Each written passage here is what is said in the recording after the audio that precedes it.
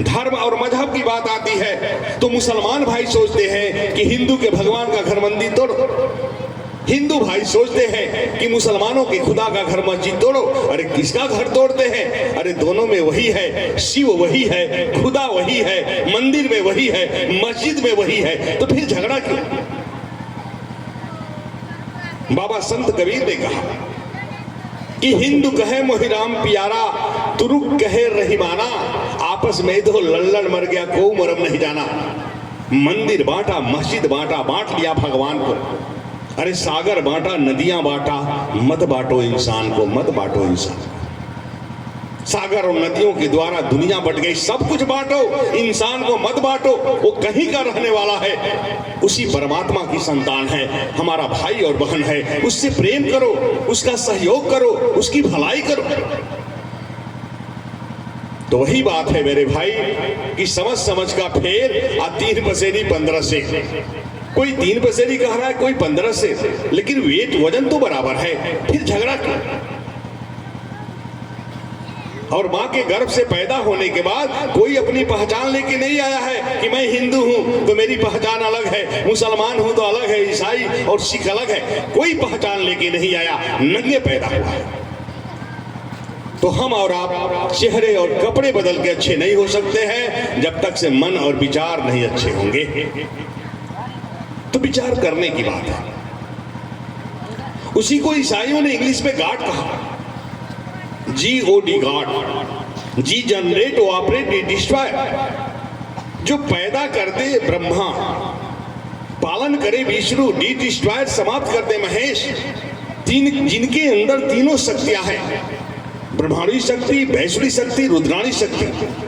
जो सृजन करे, पालन करे, संहार करे, उसको कहा गॉड। और कहा वो गॉड यू आर मर्सीफुल, हे परमात्मा आप बड़े दयालु है, दया करते हैं। ईसाइयों ने इंग्लिश में कहा, सिखों ने कहा अकाल तख्त, जो इस काल से परे है, और कहा वाहे गुरु। वाहे गुरु का अर्थ होता है परमात्मा बड़ा ही दयालु है, दया करते हैं। चारों ने जब एक ही बात कहा तो झगड़ा किया। इसलिए न हिंदू बनेगा न मुसलमान बनेगा। अरे इंसान का औलाद है, इंसान बनेगा। पहले इंसान तो बनने का प्रयास कीजिए। अरे हिंदू रहेंगे तो भी ठीक, मुसलमान रहेंगे तो भी ठीक, सिख ईसाई भी रहेंगे तो भी ठीक, कोई दिक्कत नहीं है। पहले इंसान तो बन जाए। इंसान तो नहीं बन पाए, लेकिन हिंदू मुसलमान बन के आपस में लड़ते हैं। कैसी पूजा, कैसा? तो विचार करने की बात है। हम अब कारोबार करते हैं, छोटा या मोटा जिंदगी जीने के लिए। शाम को पेन और पेपर लेके बैठते हैं, कागज कलम, और हिसाब करते हैं, प्रॉफिट या लॉस, फायदा या नुकसान। अगर कम फायदा होता है तो विचार करते हैं कल कैसे काम करे ज्यादा फायदा हो जाए। अगर लॉस होता है, नुकसान होता है, तो विचार करते हैं कल कैसे काम करें ये लॉस भी प्रॉफिट में बदल जा, फायदे में बदल जा। लेकिन हम आप सुबह बिस्तर छोड़ते हैं, रात में बिस्तर पर जाते हैं। इतने समय तक हमने कितना झूठ बोला, शोषण किया, ठगी किया, लड़ाई किया, झगड़ा किया, नफरत किया, किसी को परेशान किया, ठगी किया, ये विचार किया। हम आपने कभी अपने विचारों का बैलेंस निकाला? हमें आप बिस्तर पर जाते हैं सोने के समय, 5 मिनट तक सोचा कि मैंने दिन भर जो भी किया, कितना अच्छा किया, कितना खराब किया। पता कैसे चलेगा कि हम अच्छे करते हैं बुरे? जिंदगी भर गलत काम करते हैं, लेकिन समझ में है कि मैं बहुत अच्छा हूं और बहुत अच्छा करता हूं। विचार करने की बात है। अरे सोच को बदलिए। सोच और मन नहीं बदलेगा तब तक कुछ नहीं बदलेगा मेरे भाई बहन। जंगल में आग लगी हुई है, लोग पानी डाल रहा है बाल्टी और घड़े से, आग बुझ नहीं रही है। एक पक्षी पेड़ पर बैठी हुई देख रही थी। उसके मन में विचार आया, क्या मैं आग बुझाने में सहयोग नहीं कर सकती हूँ? पक्षी कैसे पानी ले जाएगी? उसके पास साधन क्या है? चोंच। चोंच में कितना पानी आएगा? 2-4 बूंद। पक्षी पेड़ से उड़ी और चोंच में 2-4 बूंद पानी लेके आग में डाल दिया। आग बुझाने वाले लोग हंस रहे हैं कि हम लोग बाल्टी और घड़े से पानी डाल रहे हैं, आग बुझ नहीं रही। इस पक्षी को देखो, ये चोंच में लेके 2-4 बूंद पानी आग में डाल रही है, क्या आग बुझेगी? पक्षी ने हंसते हुए बड़ा सुंदर जवाब दिया, कि मेरा जो सामर्थ्य था, मेरी जो ताकत थी, मेरे पास जो साधन था, चोंच में जो पानी आया, 2-4 बूंद मैंने लेके आग में डाला। अरे आग बुझेगी कि नहीं ये मुझे पता नहीं है, लेकिन ये पता है कि जब इतिहास लिखा जाएगा तो इतिहास के पन्नों में मेरा नाम आग लगाने वाला नहीं, आग बुझाने वालों में आएगा। जरूरत इसकी है। हम सुधरेंगे, जग सुधरेगा। यहां लोग चला कि जग सुधरेगा, हम भले ही नहीं सुधरे। तो विचार कीजिए, आध्यात्मिक चर्चा है, प्योर आध्यात्मिक। अरे मानव और जानवर में क्या फर्क है? 4 कुत्ते 4 दिन के भूखे हो, उनके बीच 4 रोटियां दे, वो चारों कुत्ता दौड़ेगा। और जो जबरदस्त कुत्ता होगा, रोटियों को अकेले कब्जा करेगा, खाएगा, गुर्राएगा। 3 कुत्ते जो कमजोर हैं, वो डर के मारे दूर जाके टुकुर टुकुर देखेंगे। अगर वो पास आना भी चाहेंगे कि शायद रोटियां मिल जाए, ये जबरदस्त कुत्ता जो रोटियों को कब्जा किया है, अकेले खा रहा है, गुर्राएगा, फिर डर के मारे भाग जाएगा। क्योंकि वह कुत्ता है, जानवर है, पशु है। उसको ये समझ नहीं है कि इन 4 रोटियों में उन 3 कुत्तों का भी हिस्सा है।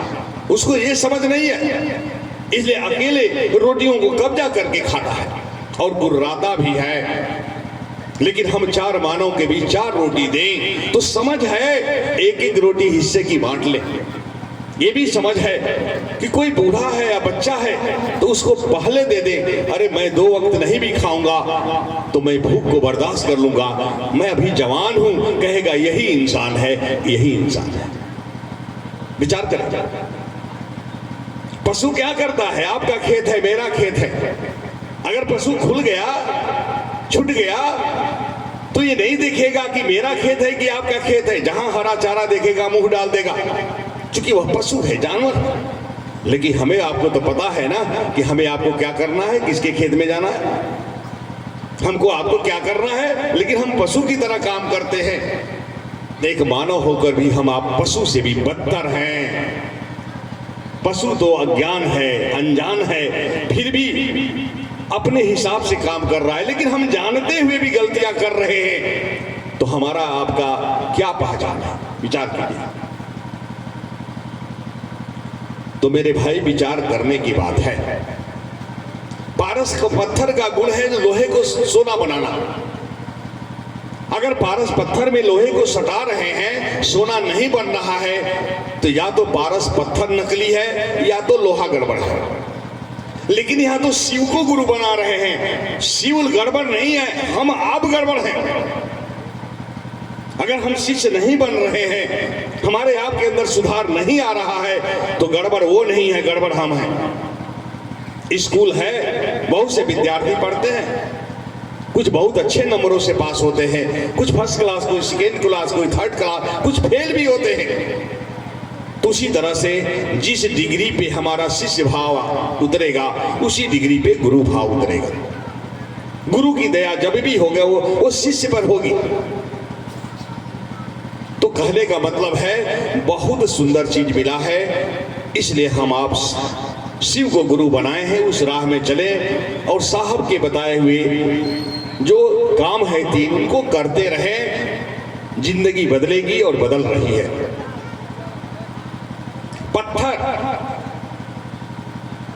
एक बार जो है मंदिर का पत्थर, मंदिर में जो मूर्ति है और वो भी पत्थर का है, और जो सीढ़ी में लगाया हुआ है वो भी पत्थर है। दोनों एक दिन बात कर रहे थे रात में कि भाई हम दोनों तो पत्थर हैं, लेकिन सीढ़ी वाला पत्थर कह रहा है कि मेरे ऊपर तो लोग पैर रख के जाता है, जूता रखता है, लेकिन तुम भी एक पत्थर हो जो कि भगवान के रूप में पूजे जाते हैं।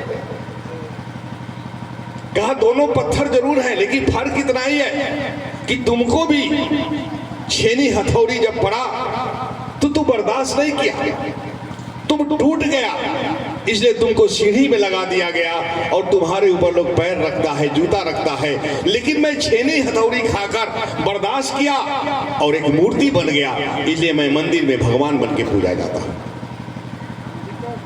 तो मेरे भाई, दुख आएगा, तकलीफ आएगा, राजा दुखिया प्रजा दुखिया, जोगी के दुख दूना, कहत कबीर सुनो भाई साधु एक घर न सुना। हमें आपको जल्दबाजी है, हमें आपको जल्दबाजी में परिणाम चाहिए। अगर मन के मुताबिक अच्छा या बुरा जो भी सोचते हैं अगर हो जाता है तो बड़ा खुश हो जाते हैं, उसकी दया है, नहीं होता है तो दुखी हो जाते हैं। दुखी होने की बात नहीं है, हम आप गलती कर सकते हैं, वो परमात्मा गलती नहीं करते हैं।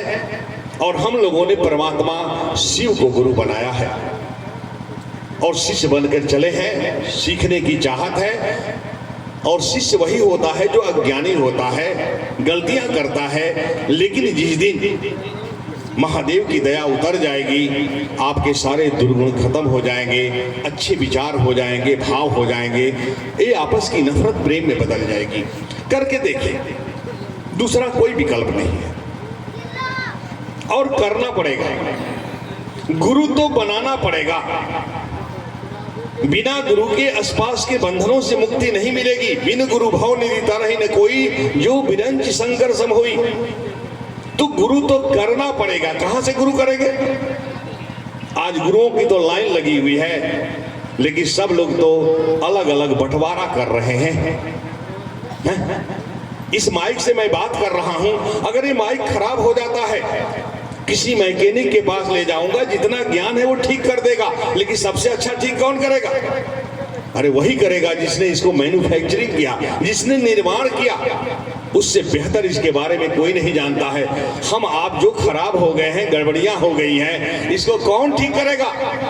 अरे वही ठीक करेगा जिसने बनाया है। और बनाने वाले की हुई तो शिव कहते हैं, ईश्वर कहते हैं, खुदा कहते हैं, गॉड कहते हैं। यही तो हम लोग कहने चले हैं। इसलिए करके देखे, दूसरा कोई विकल्प नहीं है मेरे भाई, और करना पड़ेगा। आज हम लोग धर्म की बात करते हैं, उपवास और व्रत करते हैं। आप लोग जो है, हमारे हिंदू समाज के लोग नवरात्र व्रत रखते हैं। मुसलमान भाई 1 महीने का रोजा रखता है। क्या करता है? अरे आपने अन्न खाया, फल खाया, जल खाया, नहीं खाया? यही नहीं किया। मुसलमानों ने सुबह से शाम तक नहीं खाया, रात में भर पेट खाया, बस यही किया। क्या बदला? आपने रावण का पुतला जलाया 50 फीट, 100 फीट, 200 फीट, क्या हुआ? कुछ नहीं हुआ। क्यों किया जाता है ये मालूम नहीं है। उपवास और व्रत का मतलब नहीं है कि पेट में नहीं खाना और खाना, इंद्रियों पे कंट्रोल करना, इंद्रियों पे। अरे हमें तो संकल्प लेना है कि आज से मैं व्रत हूं, आज से मैं रोजा हूं, मेरा झूठ बोलना छूट जा, कल से लड़ाई झगड़ा छूट जा, परसों दिन से शोषण व्यभिचार छूट जा, लूट हत्या छूट जा, लोगों को ठगना छूट जा, लोगों को परेशान करना छूट जा। तो 9 दिन में आप बहुत अच्छे हो जाते। लेकिन बदला कुछ नहीं। पेट में अन्न खाया, फल खाया, जल खाया, नहीं खाया। मुसलमानों ने सुबह से शाम तक नहीं खाया, रात में भर पेट खाया। क्या हुआ? पूरे इंद्रियों पे